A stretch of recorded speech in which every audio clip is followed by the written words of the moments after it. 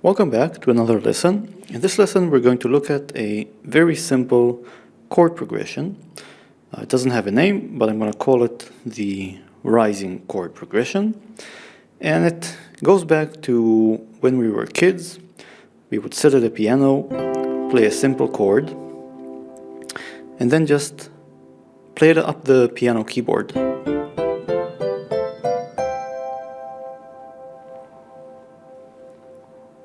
So what we're going to do in this lesson is choose different voicings for the chords and do a bit of chord substitution, so what we end up with will sound like this.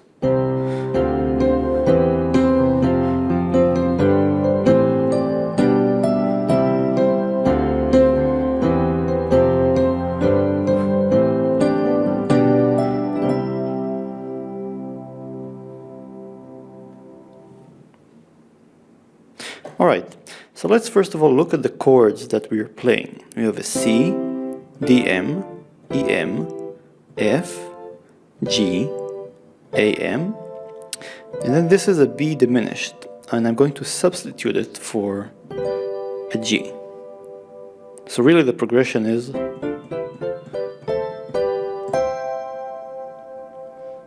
so instead of this guy, I'm playing this guy.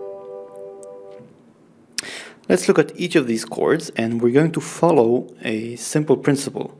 We're going to try and keep a constant top note. So I have a different lesson talking about this, about inverted pedal notes, so just look it up on YouTube. But the idea is very simple. You play a note that stays throughout the entire progression. In this case, it's going to be the high C. We're going to see for how long throughout the progression we can keep it up. So any chord we play, we're going to add this high C. And doing this, let's see how the progression sounds.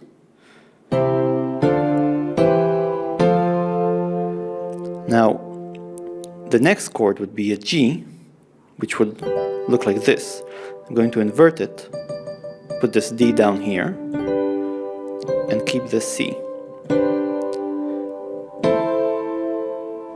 And again, G, and C. So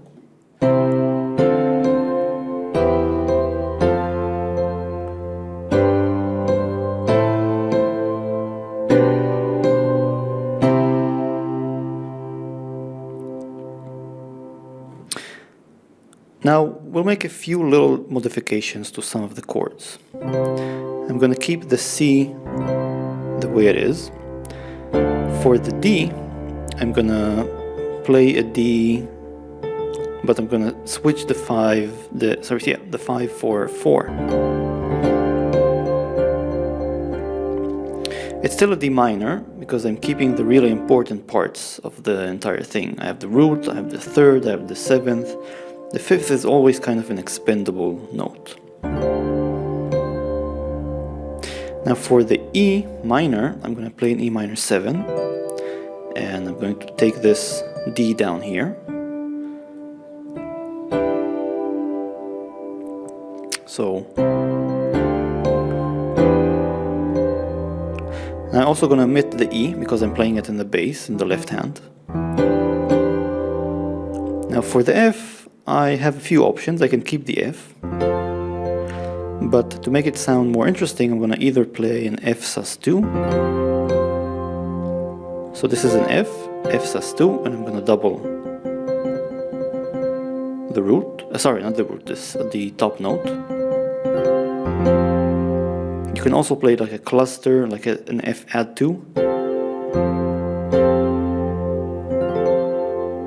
So I'm really adding, I have an F, I add the 2, and then I just double the C. For the A minor, I'm going to play an A minor 7. So an A minor 7 is this guy. I'm going to, of course, invert it once, twice. And because I'm already playing the A with my left hand, I'm going to omit this. And I'm going to also double the topmost note.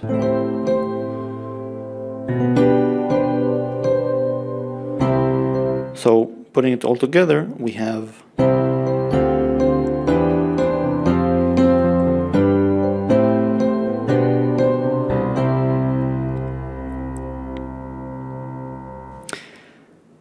it sounds a bit more interesting if the last two chords actually do climb up. So I'm going to let go of the topmost note, the C, once I get to the A minor. And for the G, I'm going to play this. So what I'm playing here is a G add 2. Here's the G, here's the G add 2, here's the bass in the left note, in the left hand. I'm going to omit the B because I'm already playing it with the bass. I'm going to double the D. And the final C will be this guy. This is just a simple C triad. I have my C, I'm going to start doubling notes. I'm going to take this C, double it here, take this E, double it here, and play a double bass in my left hand. So the full progression is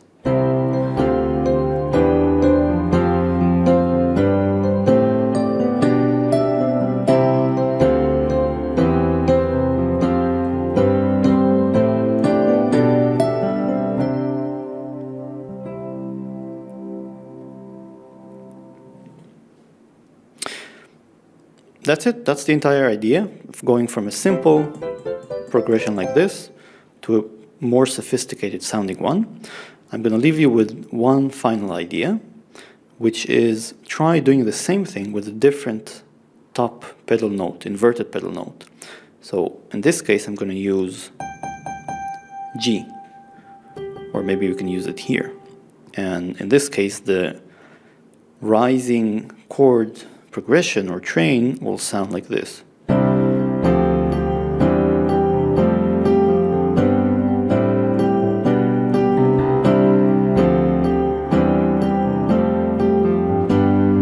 Combine.